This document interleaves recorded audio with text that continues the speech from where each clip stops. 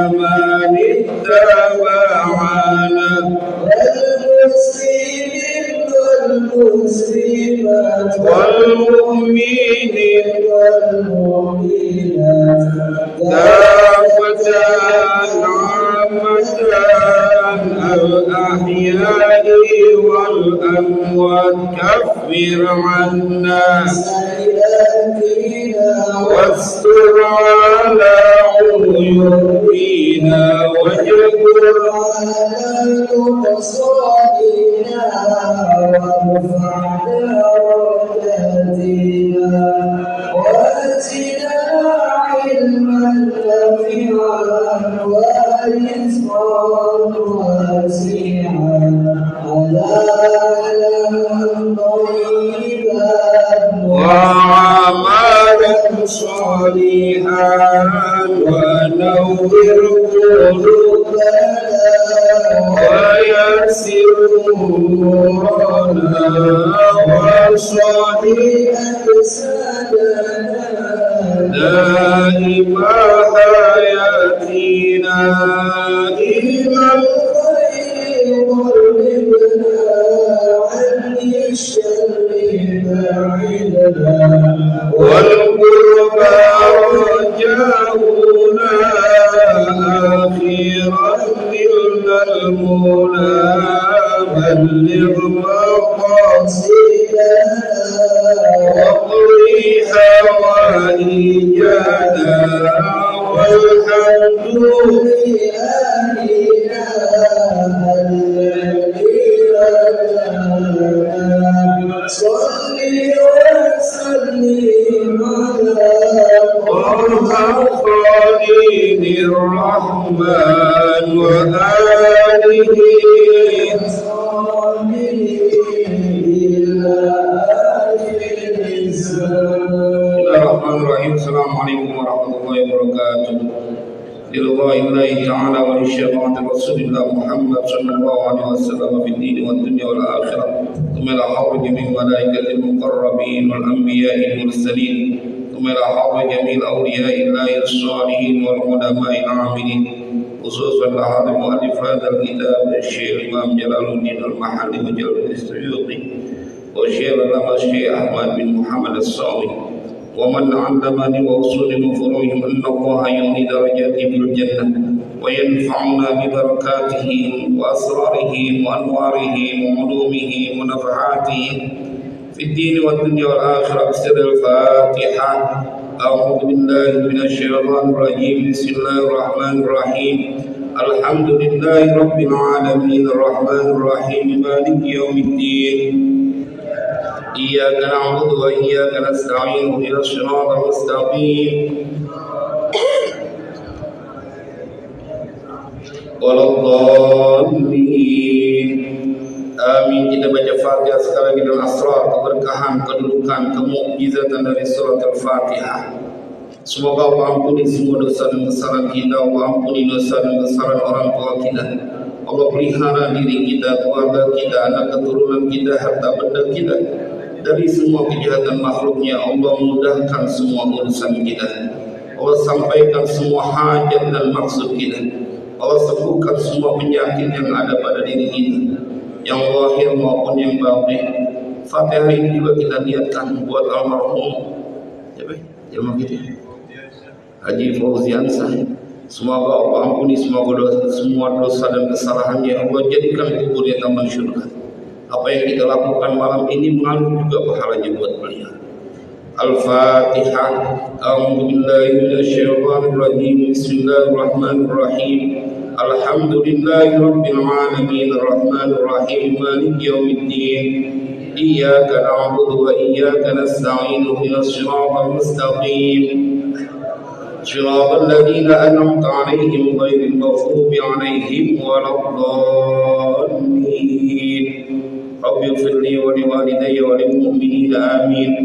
Bismillahirrahmanirrahim. Alhamdulillahirabbil alamin. Allahumma shalli wa sallim ala sayyidina Muhammad وعلى آل سيدنا محمد. أما بعد فقال الشيخ المؤلف رحمه الله تعالى وآدم النفع به وببركات علومه وبكم في الدين والدارين آمين. قال الله تعالى أعوذ بالله من الشيطان الرجيم بسم الله الرحمن الرحيم ولا تأكلوا أموالكم بينكم بالباطل وتدلوا بها إلى الحكام لتأكلوا فريقا من أموال الناس بالإثم وأنتم تعلمون. Shadaqallahul Azim. Jamaah, kita akan mengkaji kitab tafsir Jalalain surat Al-Baqarah, lanjutannya ayat ke-188. Bismillahirrahmanirrahim. Wala ta'kulu amwalakum bainakum. Wala ta'kulu, dan janganlah kalian memakan amwalakum, akan harta kalian, bainakum, halnya di antara kalian, ay la ya'kul ba'dukum mala ba'din. Janganlah makan siapa ba'dukum, seorang di antara kalian, mala ba'din, akan harta sebagian kalian, bil batini, ay al harami syar'an, dengan cara batil atau cara haram di dalam syariat. Ini menjadi sangat penting kita ketahui bahwa ada pesan langsung dari Allah Subhanahu wa taala. Ente benar punya kebutuhan, ente benar satu waktu ada keterdesakan, tapi rambu-rambu dari Allah jangan kemudian dilanggar. Allah pesan betul, wala ta'kulu amwalakum bainakum bil batil. Janganlah kalian memakan harta-harta kalian di antara kalian dengan cara batil. Artinya makan sebagian dari kalian akan harta sebagian yang lain. Karena kadang ada hartanya itu dia halal, tapi cara ngedapetinnya yang haram. Ada kadang dia punya hartanya memang haram, tetapi kemudian cara mendapatkannya diperbolehkan. Contoh, jual beli, tapi itu berkaitan dengan miras, minuman keras, sesuatu yang dilarang.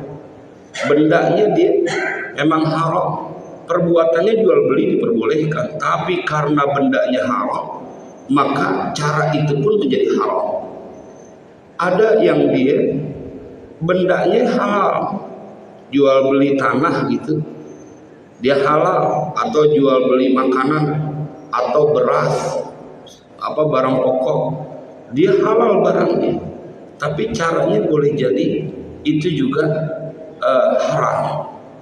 Nah, inilah yang dipesan, janganlah kalian makan harta-harta kalian di antara kalian, ay la ya'kul ba'dukum mala ba'din bil batil, ay al haram, dengan haram syar'an, di dalam syariat.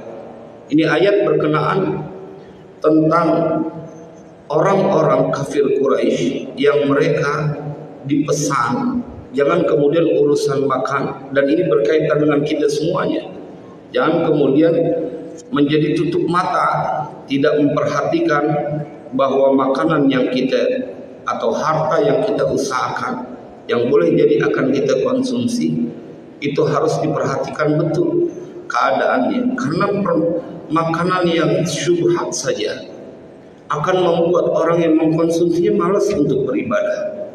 Apalagi makanan yang haram, dia akan berefek kepada perbuatan-perbuatan yang mendorong orang tersebut kepada perbuatan yang haram. Jadi kalau kita lihat bahwa di negeri ini, dalam tanda kutip ya, banyak betul orang yang mengkhianati rakyatnya dengan mereka korupsi gede-gedean, nggak cuma 100 juta, 200 juta, nggak cuma miliaran, kadang-kadang sampai triliunan tuh manusia tuh.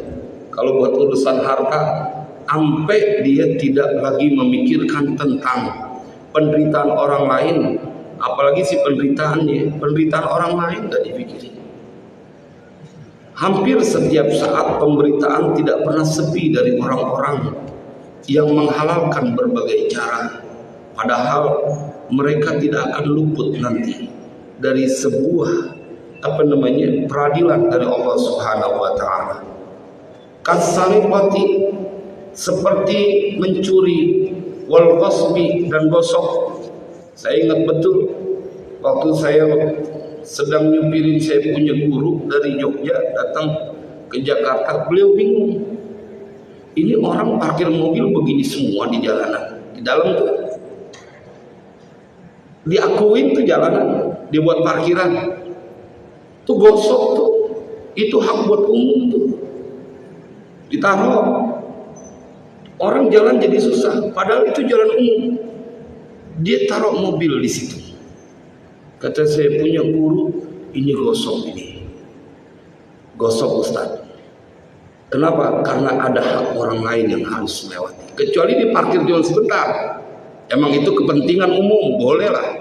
Tapi kalau sampai dia pakai jalanan buat parkir sampai malam sampai pagi buat jadi tempat parkir dia, nah itu menjadi bagian yang harus dia perhitungkan, karena itu masuknya gosok. Kan orang nggak sampai mikir ke situ. Apalagi kadang-kadang dia bikin rumah di ngepresin sampai jalanan, giliran dia buat mobil dia pakai jalanan. Lain hal acara-acara tertentu. Kalau acara-acara tertentu memang maklum, semuanya memberikan toleransi karena tidak setiap hari. Karena ada orang yang bilang, wah ini sholat Jumat menutup jalan gitu ya. Ya dalam hal tertentu memang itu diharuskan dalam keadaan darurat, nggak setiap saat. Sholat Idul Fitri misalnya, hari raya Idul Fitri kan jalanan ditutup. Itu menjadi sebuah kedaruratan yang memang diperkenankan karena memang tidak setiap saat, momentum tertentu. Nah ini seperti jangan kalian mengambil hak orang lain. Wala taqulu amwalakum bainakum ay la yaqul ba'dukum mala ba'din bil batili ay al haram syar'an kasariqati wal ghasbi wa la tudlu ay tulku, janganlah engkau mengajukan biha dengan amwal, dengan harta antara kalian, ay bi hukumatiha, yakni dengan hukumnya itu harta, au bil amwali, atau dengan harta, riswatan, sebagai sogokan riswah, ilal hukami, kepada para penentu hukum, pemangku hukum, hakim-hakim, litakulu, supaya kalian makan, bitahakumi, dengan keputusan dari hukum itu, fariqan, akan sebagian, ta'ifatan, atau satu kelompok, min amwalin nasi, dari harta manusia, multabisina, artinya mencampur adukan, bil ismi, dengan kejahatan, dengan dosa, wa antum ta'lamun, dan hal keadaan kalian itu ta'lamuna, mengetahui siapa kalian. Ini ayat berkaitan dengan kejadian di masa Rasulullah. Ada seseorang yang berhutang, tapi dia nggak ada catatannya. Makanya di dalam Al-Quran diingatkan, ya ayyuhalladzina amanu idza tadayantum bidainin ila ajalin musamma faktubu wal yaktub bainakum katibun bil adl. Harus ada catatannya itu, ada waraqahnya. Nah ini kejadian enggak ada catatannya. Secara hukum tidak ada bukti yang mengatakan dia berhutang. Maka kemudian dia buru-buru mengajukan kepada hakim qadhi. Dan pada saat itu karena tidak ada bukti, maka kemudian dia dimenangkan. Bagaimana hukum dari qadhi atau yang menentukan itu? Bila dia benar tidak tahu, karena kepandaian dia berhujjah, beralasan, berargumentasi, kemudian sang hakim karena berdasarkan dari data memenangkan orang yang sungguhnya salah, dia tidak kena hukum tuh hakim, karena manusia ada keterbatasannya. Tapi kalau kemudian riswah disogok, wah ini banyak betul Pak kasus di Jakarta, terkhususnya masalah perebutan lahan tanah. Itu kan banyak betul tanah yang udah dijual, kemudian karena dia masih pegang suratnya, dan kemudian dia tidak mengakui bahwa itu orang tuanya pernah menjual. Banyak betul keributan yang terjadi, orang-orang yang punya kekuatan, bahkan mereka yang lemah, karena dia punya segalanya, dia bekerja sama dengan orang-orang tertentu untuk mengambil tanah itu. Dipesan, wala taqulu amwalakum bainakum bil batil. Ini orang yang berutang, kemudian dimenangkan karena yang memberikan hutang itu nggak ada catatannya. Kalau hakim memutuskan itu karena ketidaktahuannya, dia tidak dosa. Karena berdasarkan data, maka itu orang-orang tua kita dulu banyak sekali yang kemudian karena datanya tidak punya, kemudian tanah miliknya diambil oleh orang lain. Yang ngambil Pak, itu dikalungin dengan sejumlah tanah 7 lapis langit, 7 lapis bumi. Saya ingetin betul, ini kadang-kadang masalah bukan cuma sama orang lain, kadang-kadang sama keluarga, sama saudara sendiri. Masalah yang begini nih, dia melupakan bahwa Allah mengetahui segalanya. Dia tahu, enggak, dulu ukurannya sampai di sini. Saya ngerasain Pak. Dulu waktu kita ngukur di sini, datanya nggak ada, cuma dulu sampai di sini. Padahal tuh tanah belok-belok. Biarin aja deh, buat celengan kita nanti di yaumil qiyamah. Kita juga nggak tahu, mungkin ada kesalahan kita yang nanti akan dituntut. Kita udah punya persiapan buat ngebayarnya. Itu kan diantara alasan kita banyak sedekah, karena nanti ada orang-orang yang akan datang meminta haknya di yaumil qiyamah. Kalau kita udah punya persiapan kan, insya Allah kita menjadi orang yang aman Pak. Makanya banyakin kita sedekah, biarin orang ngambil hak kita 1 senti, 2 senti atau 1 meter. Kadang-kadang urusan setengah meter bermusuhan sampai tahunan. Dia tahu Pak. Karena demi kepentingannya, dia bikin tanah sampai mentok gitu, bikin bangunan tanahnya sampai mentok, jalanan disuruh orang lain. Lu kudu nyumbang jalanan, padahal dia sendiri enggak. Itu biasanya orang yang kayak begitu hidupnya kagak berkah. Kadang-kadang saking pelitnya gitu, jalanan dari yang sudah umum gitu, kemudian dia batasin, padahal nggak kepake Pak. Orang bakhil, jalanan orang diambil, dan ini akan dimintakan pertanggungjawaban kelak. Wa antum ta'lamun, dan hal keadaan kalian itu adalah mengetahui. Dia tahu dia. Apalagi yang punya anak yatim, banyak betul tuh anak yatim yang dia masih kecil, kemudian ada saudaranya megang hartanya itu, kemudian dizalimi, makan harta anak yatim. Nauzubillah. Ente bisa selamat di dunia karena ente punya akal banyak, tapi apakah ente bisa selamat nanti di yaumil qiyamah? Janganlah, jangan sampai ngorbanin sesuatu yang begitu berat gara-gara urusan makan yang gak seberapa, urusan harta yang gak seberapa. Jadi jangan sampai ada permusuhan pada saat untuk urusan warisan. Jangan. Kalau emang ada punya saudara saking ngototnya dia pengen nguasain, udah biarin kasih. Tapi jangan ridhoin di hadapan Allah. Kalau emang ini ternyata punya kita, ya Allah, nanti saya tuntut jadi akhirat aja. Kalau ente pengen ikhlasin di cakepan lagi, cuma sejarang ketemu orang kayak begitu. Jamaah, karena gara-gara sesuatu yang sangat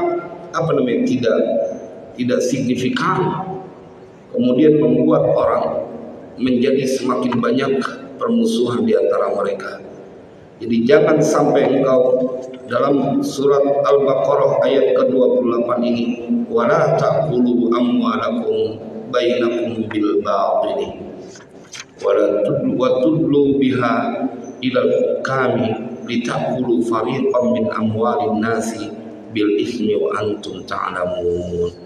Termasuk di kerjaan Pak, dagang, hubungan kita bisnis, curang, itu bagian dari yang akan dimintakan pertanggungjawaban kelak di hadapan Allah. Kayak kita ngelihat ada orang yang sampai segitunya menghalalkan berbagai cara sesuatu yang haram demi urusan perut. Padahal dalam hadis, dalam kitab An-Nasihat Diniyah, ente tenang aja, rizki yang ente usahakan seperti apapun tidak akan pernah melebihi ketentuan yang telah Allah tentukan. Wa antum ta'lamuna annakum mubtinun, dan halnya kalian mengetahui akan bahwasanya kalian itu mubtilun, orang-orang yang melakukan kebatilan. Ini jadi ingetan kita Pak ya, biarin orang-orang ngambil harta kita. Kalau misalnya ini bisa kita udah usahain terus sampai dia berbagai cara kita kalah, udah nggak apa-apa. Yang penting jangan sekali-kali ente yang mengambil harta orang lain. Anggap aja tabungan. Kalau saya selalu mikir begitu, tabungan deh. Jangan sampai bermusuhan kepanjangan, apalagi sampai berantem kelamaan. Ayat selanjutnya 189. A'udzu billahi minasyaitonir rajim. Yas'alunaka 'anil ahillah. Qul hiya mawaqitu lin-nasi wal hajj. Wa laysal birru bi an ta'tul buyuta min dhuhuriha, walakinnal birra man ittaqa. Wa'tul buyuta min abwabiha wattaqullaha la'allakum tuflihun. Yas'alunaka ya Muhammad. Yas'alunaka bertanya siapa mereka? Orang kafir penduduk Mekah kepadamu ya Muhammad. Anil ahillah, perihal bulan sabit. Al-ahillah jam'u hilalin, bermula kata ahillah itu jamak dari hilal. Lima tabdu daqiqatan summa tazidu hatta tamtali an-nuran summa ta'udu kama badat wala takunu ala halatin wahidatin kasyamsi. Orang kafir Quraisy emang suka nyari celah-celah bagaimana caranya kemudian membuat Nabi Muhammad tidak bisa menjawab, menjelaskan. Tapi dia lupa Nabi Muhammad manusia, tetapi yang mencintainya adalah Allah Subhanahu wa ta'ala. Ketika ditanya kenapa mereka bertanya ya Muhammad anil ahillah, perihal bulan sabit, jamu hilal, ahillah jamak dari hilal. Lima tabdu daqiqatan summa tazidu hatta tamtali anuran. Kenapa tabdu tampak apa ahillah, hak daqiqatan dia tipis kecil bulan sabit, summa tazidu kemudian bertambah. Apa yang bertambah? Al ahillah hatta tamtali anuran, sehingga penuh dengan cahaya bulan. Summa ta'udu kama badat, kemudian kembali itu ahillah kama badat sebagaimana permulaannya. Kan kalau bulan begitu dari kecil kemudian sampai puncaknya purnama, tanggal 13, 14, 15, 16 kemudian redup lagi kecil sampai kemudian akhir bulan kecil lagi. Ini orang-orang kafir Quraisy nanya, kenapa itu perihal bulan sabit bisa kecil kemudian nanti besar sempurna kemudian balik lagi kecil? Saking pengen mencari celah supaya Nabi Muhammad tidak bisa menjawab. Wala takunu, dan tidak ada apa al-ahillah ala halatin wahidatin, atas keadaan yang satu, kasyamsi seperti matahari. Kenapa bulan sabit nggak kayak matahari? Kalau matahari kan dia dalam keadaan satu, udah begitu aja tuh kelihatan terang. Tapi kalau bulan kenapa dari kecil kemudian jadi sempurna bulan purnama balik lagi jadi kecil? Kita akan diajarkan di sini betapa Allah sayang betul kepada hambanya. Sesuatu yang kita nggak pernah memikirkan, bahwa saat ada orang kafir Quraisy bertanya tentang fenomena yang terjadi terhadap bulan dari kecil kemudian sempurna menjadi bulan purnama, setelah itu kembali lagi menjadi kecil. Kenapa Allah nggak jadiin kayak matahari aja? Matahari kan satu utuh, dia nggak berubah, nggak ada kecil, nggak ada kemudian terang kemudian jadi redup lagi, nggak ada. Maka dijawab, qul lahum, katakan ya Muhammad, lahum kepada mereka, hiya mawaqitu jam'u miqatin, itu adalah tempat-tempat atau waktu-waktu linnasi bagi manusia, ya'lamuna biha, yang akan mengetahui siapa manusia biha dengan mawaqit awqata zar'ihim, waktu-waktu menanam mereka, wa matajirihim, dan waktu-waktu mereka memanennya, wa idad nisaihim, dan iddah perempuan mereka, istri-istri mereka. Idad jamak takhir dari iddatun, wa siyamihim, dan waktu puasa mereka, wa iftarihim, dan waktu berbuka mereka. Tuh lihat betapa Allah begitu perhatian kepada manusia, supaya kenapa bulan dia jadi dari kecil kemudian sampai purnama balik lagi ke kecil. Katakan kepada mereka ya Muhammad bahwa Allah sengaja menjadikan bulan dalam keadaan seperti itu, dari hilal kemudian sampai sempurna balik lagi menjadi kecil, karena Allah ingin menunjukkan kasih sayangnya kepada manusia, supaya mereka bisa mengetahui kapan waktu menanam, kapan waktu panen, kapan waktu iddah bagi istrinya. Hitungan bulan. Kan iddahnya wanita yang dicerai dengan suaminya ada masa iddahnya, masa tenggang, di mana dia tidak boleh dinikahi oleh orang lain. Kalau dia mau balik lagi, masa iddah masih membolehkan dia untuk balik lagi. Nah, ketahuannya itu dengan hitungan bulan. Itu adalah bentuk perhatian Allah kepada manusia. Ente dari situ bisa ngitung. Bahkan yang disebut ilmu hisab, dia bisa menghitung bahkan 100 tahun ke depan. Saudara-saudara kita yang ahli dalam ilmu hisab, baik Muhammadiyah maupun Nahdlatul Ulama, karena dua-duanya pakai, bahwa di Nahdlatul Ulama juga pakai hisab, tapi nanti pada waktu menentukan pakai ru'yah. Tapi kalau orang saudara kita dari Muhammadiyah, dia dengan hisab saja begitu punya keyakinan. Dan itulah salah satu bentuk ilmu yang Allah ingin berikan kepada hambanya. Jadi bisa tahu. Bahkan kalau orang dulu punya juga ilmu dengan melihat bulan, kemudian dia bisa tahu keberadaan seseorang yang hilang atau benda yang hilang. Itu ada ilmu-ilmunya. Wal haji, dan waktu untuk melaksanakan ibadah haji. Jadi ketika ditanya yas'alunaka 'anil ahillah qul hiya mawaqitu lin-nasi wal hajj. Itu adalah waktu-waktu yang Allah jadikan buat manusia untuk menentukan ya'lamuna biha awqata zarmihim wal haji, dan ibadah haji, menentukan haji.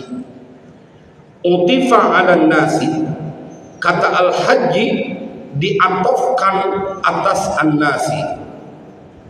Qul hiya mawaqitu lin-nasi wal haji, atof kepada lin-nasi, ay ya'lamu biha waqtahu, artinya akan mengetahui siapa manusia, biha dengan ahillah, waqtahu akan waktunya dia melaksanakan ibadah haji.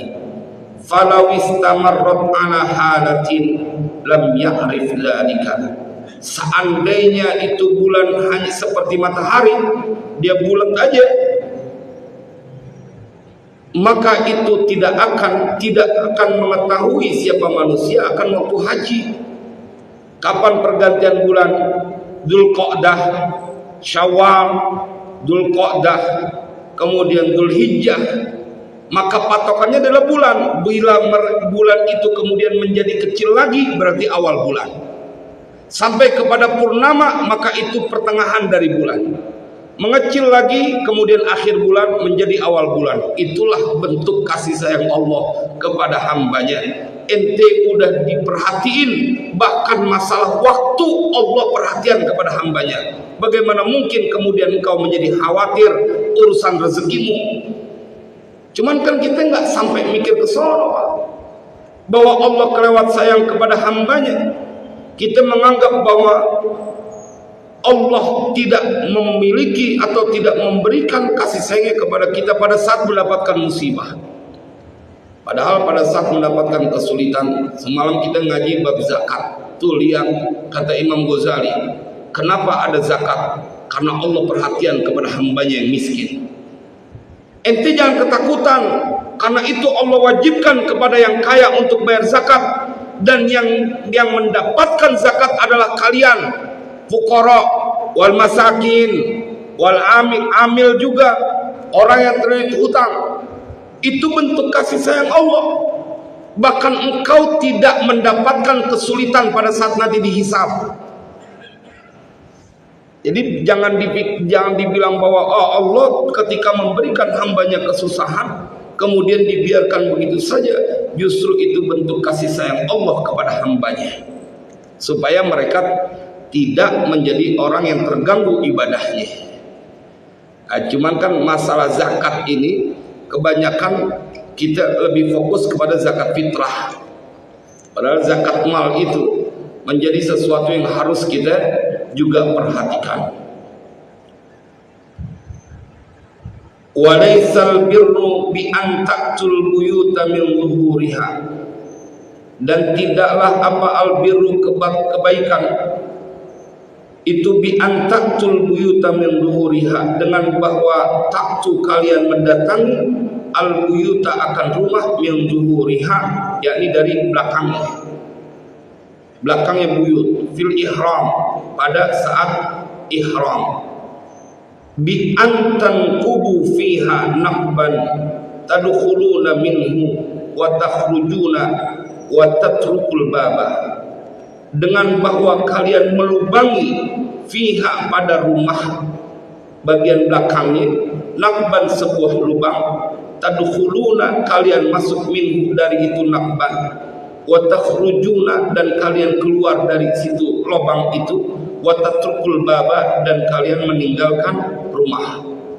Jadi di sini diceritakan bahwa mereka pada saat sebelum Islam datang, kalau mereka mau pakai ihram itu, kalau mereka sudah pakai ihram atau mereka pulang dari mana-mana, dari berpergian, maka masuknya nggak dari depan rumah. Rumahnya yang belakang dibolongin buat keluar masuknya dari situ. Itu disebut sama mereka sebuah bentuk kebaktian, kebaikan yang mereka lakukan di hadapan Allah. Bukan walaisal birru bi an ta'tul buyuta min zuhuriha. Jadi kebiasaan orang-orang dulu sebelumnya orang Arab, yakni pada saat mereka pakai ihram, mereka ngelobangin rumahnya bagian belakangnya, kemudian sebuah lubang, tadkhuluna minhu wa takhrujuna wa tatrukul baba. Mereka masuk dari itu lubang yang di belakang rumahnya, kemudian dia keluar dari situ, dan wa tatrukul baba, pintunya ditinggalin sama mereka. Wa kanu yaf'aluna dzalika wa yaz'amunahu birran, mereka dan adalah mereka itu yaf'aluna melakukan dzalika yang demikian itu, dan mereka menganggap bahwa itu sebuah kebaikan. Jadi jemaah sekalian berbahagia, kita melihat budaya yang terjadi di masa-masa lalu. Al-Quran datang, agama Islam datang, kemudian mengajarkan sesuatu yang seharusnya dilakukan. Gak benar tuh, karena mempunyai tradisi seperti itu. Jadi syariat tidak boleh dibenturkan dengan tradisi. Budaya, kita harus pertahankan budaya, tapi nggak keluar dari syariat. Apa diantaranya? Kalau dulu di Jakarta tuh banyak yang namanya kalau mau acara pakai mereka membuat ancak gitu ya. Ada ancak-ancak apa ya? Apa kalau kata kita sajen ya, cuman isinya buah-buahan gitu kan. Memberikan kepada di sebuah tempat yang angker, bertentangan dengan syariat, jangan dikerjain. Tapi kalau tidak bertentangan dengan syariat, contohnya begini, kalau mau acara sesuatu malamnya kumpul, tasyakuran, baca surah Yasin, tahlil, itu kan budaya. Tetapi kemudian isinya adalah tidak bertentangan dengan syariat, termasuk peringatan Maulid Nabi Shallallahu Alaihi Wasallam. Itu budaya yang ada di Indonesia. Isinya tidak bertentangan. Isinya adalah ada orang sedekah, ada orang pada saat dia membaca Maulid, pada saat itu mereka bersilaturahim, mendengarkan tausiah, maka tidak bertentangan dengan syariat. Kalau bertentangan dengan syariat, maka budaya harus dikalahkan. Jangan alasan ini budaya kita, tapi kalau bertentangan dengan syariat kan. Misalnya ada satu tempat yang kalau misalnya mau pernikahan kemudian kumpul, kemudian minum-minum khamar. Nah, itu budaya yang kayak begitu bertentangan dengan syariat, kudunya harus dihilangkan. Nggak boleh dipertahankan karena bertentangan dengan syariat. Walakinnal birra, dan akan tetapi yang disebut kebaikan, aidal birri, yakni yang mempunyai kebaikan. Jadi kalau kita coba masukkan ke dalam bahasa Arab, walakinnal birri gitu. Walakinnal birra aidal birri, orang yang berbuat kebaikan, manittaqo, yakni orang-orang yang bertakwa Allah kepada Allah, bitarki mukhalafatihi, dengan meninggalkan mukhalafatihi, berbeda dengan apa yang telah Allah perintahkan. Jadi itu disebut kebaikan, Pak. Bukannya kemudian laisal birru bi antatul buyuta min zuhuriha, bukan itu. Yang disebut dengan kebaikan pada saat engkau bertakwa kepada Allah. Saudara-saudara kita kemarin yang berkurban di Masjid Baitur Rahman, saya terima kasih juga kepada Ustaz Abdul Aziz CKM karena banyak betul kita dapat, alhamdulillah.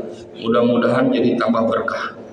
Jadi orang-orang yang berkurban, orang-orang yang mengeluarkan hartanya untuk menunjukkan dirinya bertakwa kepada Allah karena Allah memberikan dia kelebihan harta. Dan itu akan menjadi kendaraannya nanti di yaumil qiyamah. Ya, bapak, ibu yang belum berkorban karena memang ketiadaan, maka berharap mudah-mudahan ya Allah tahun depan berikan saya kemampuan untuk berkorban. Biar kita punya kendaraan nanti, Pak, di yaumil qiyamah. Kendaraan yang akan mengajak kita melewati sirat. Itu peristiwa yang paling berat. Waqtul buyuta min abwabiha, dan datangilah oleh kalian al buyuta, rumah-rumah kalian, min abwabiha, dari pintu-pintunya rumah, fil ihrami, dalam ihram, ka ghairihi, seperti selain daripada saat kalian pakai ihram, karena sama aja, nggak ada bedanya. Paling kalau engkau ingin mengikuti syariat, ini udah mau musim pulang haji kan, besok udah banyak yang pulang haji. Mereka dianjurkan misalnya mau pulang, mereka mau sholat dulu di masjid terdekat. Emang itu anjurannya, bukan kemudian pulang haji jadi masuk ke dalam lewat pintu belakangnya. Maka tidak ada aturan yang harus dipertahankan kalau itu bertentangan dengan syariat. Kalau dia sejalan dengan syariat, teruskan budaya itu. Karena kita berbudaya diatur, jangan sampai kemudian menjadikan kita durhaka kepada Allah Subhanahu wa taala.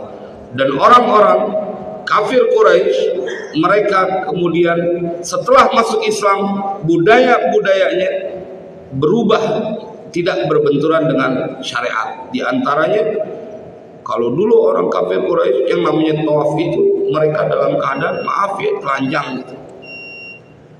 Tapi kemudian Islam datang mengharuskan mereka menutup aurat.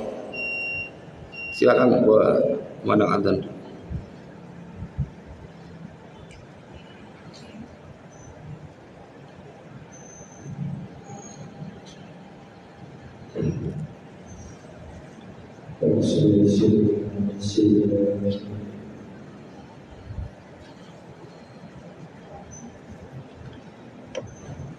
Allahu Akbar,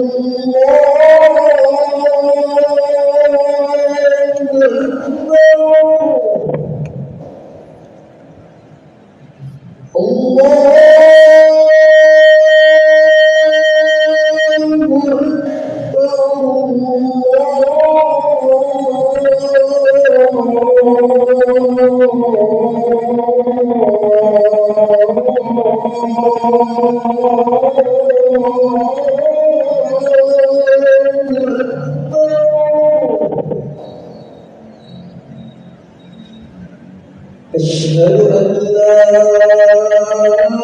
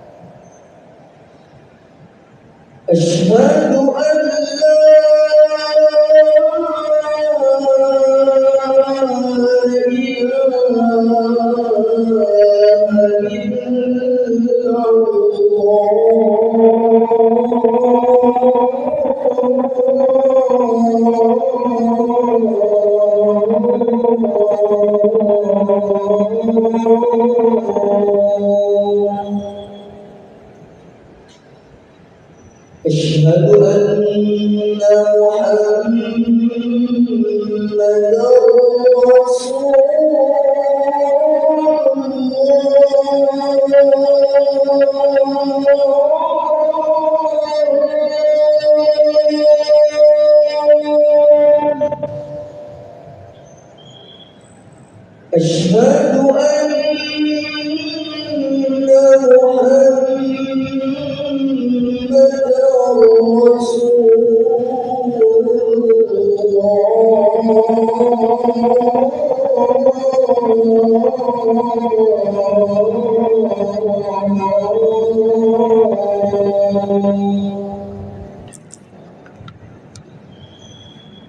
حي على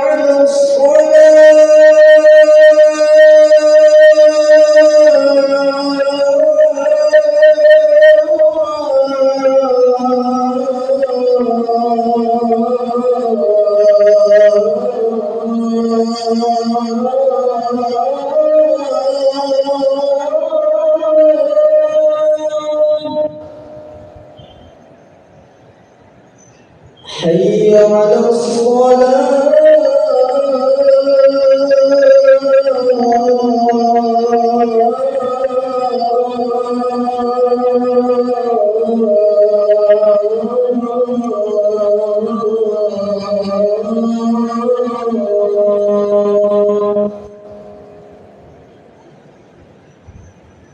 حي على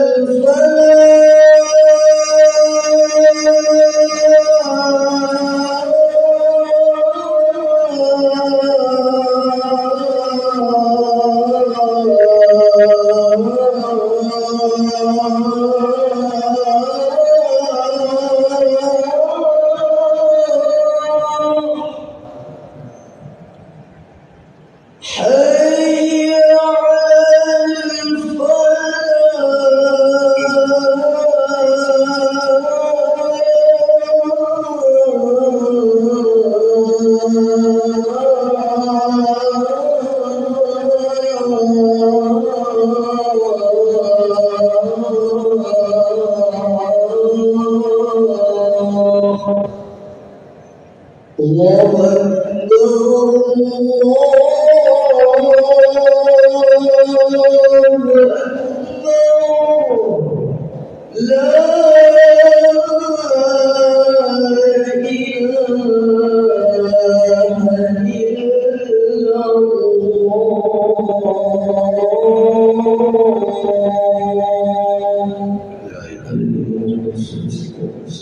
الله صليت الله من سيدنا محمد المسجد والفضيل الشرع والانتفاع عليك المفيد ومغفور الله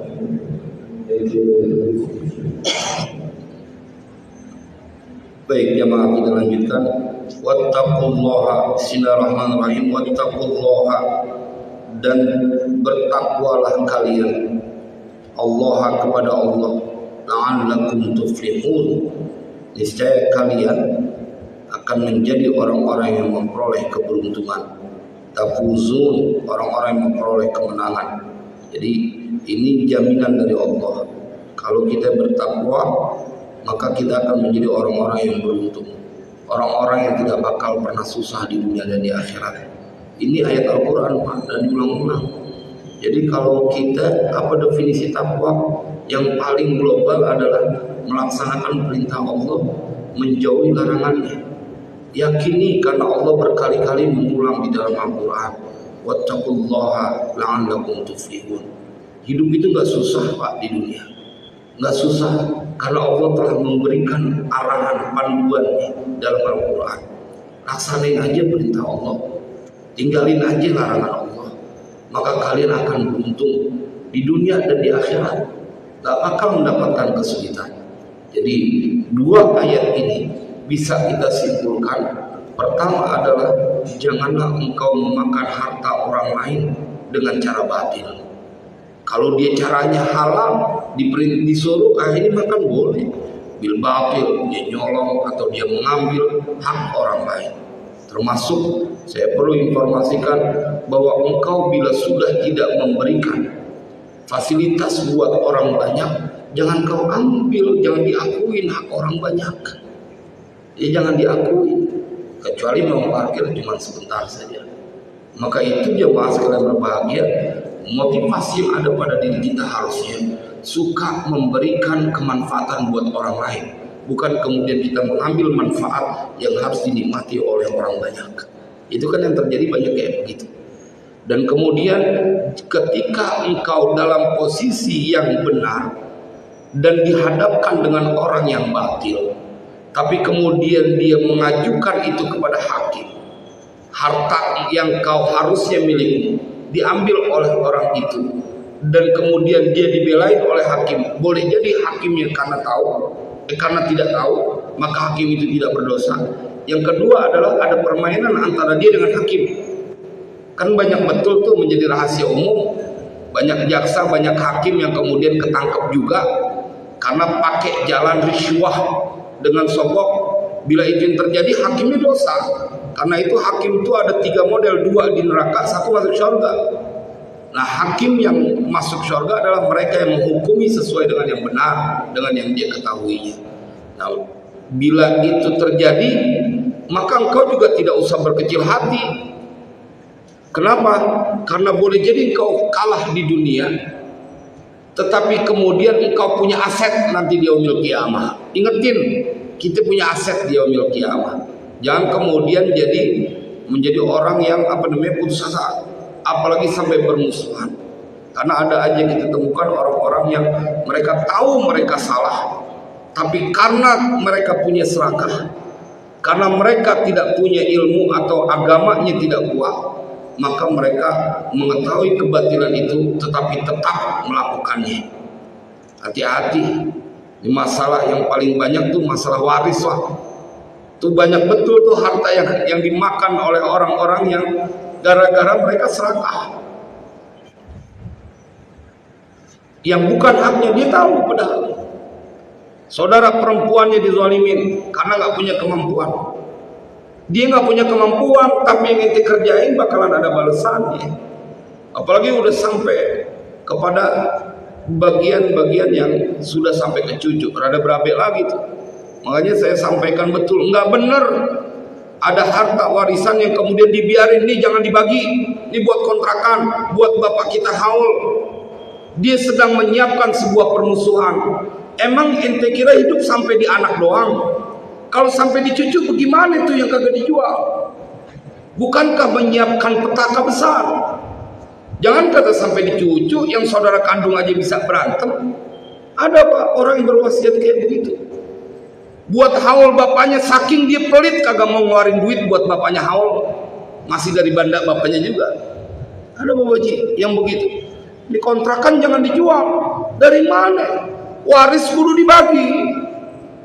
Harus dibagi. Ntar buat haul, ntar siapa yang punya rezeki? Lagian dia tidak menjadi wajib memperingati haul itu, tetapi membagi warisan itu wajib hukumnya.